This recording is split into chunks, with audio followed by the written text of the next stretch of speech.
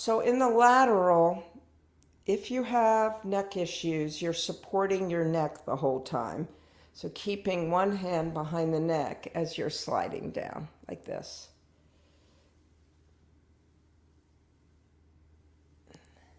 If you don't have neck issues, you could have your arm go over your head. So you decide what is appropriate today. It's always that way. This is not designed to do things like Andrea says. This is designed to do things that you sense are nourishing to your body. All right, so we're going to make our way to hands and knees, and from hands and knees onto our belly.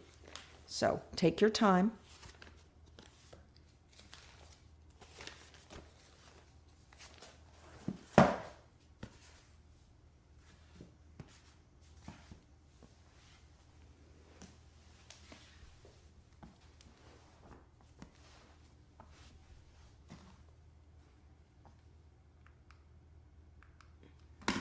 So begin to undulate in some fashion, doing your version of cat-cow, whatever that is. Start small. Stay mindful. And again, if you can't be on your wrists for whatever reason, you can modify onto fists or onto forearms. In fact, forearms feels very good for me today. And I tend to really like these circular cat-cows into a child's pose. This one feels really nourishing. But there's a lot of freedom here.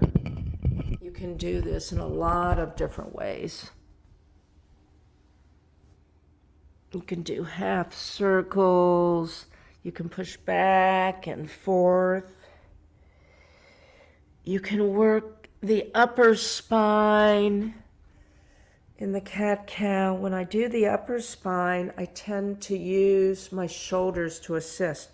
So I draw my shoulders up toward my ears, and then sometimes lift my head a little bit, and then drop the shoulders back and drop the head.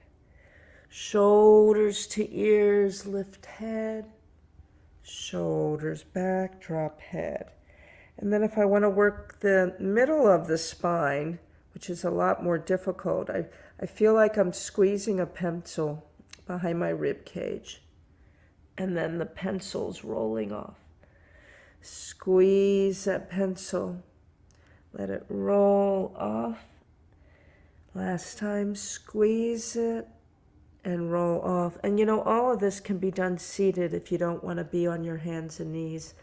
Lastly, the lower spine. So the lower spine, we tend to work a lot in these cat-cows, so don't overdo it. And we'll tense the muscles of the body just briefly. What this is doing is recreating so that we know how to decreate tension. So I'm tensing everything up, feeling everything engaged. And then in the most mindful, slow way, I'm releasing a muscle at a time, a muscle at a time, a section of my body at a time, until I'm totally relaxed into either a child's pose, or if you have osteoporosis, you can do a puppy pose where the butt's in the air.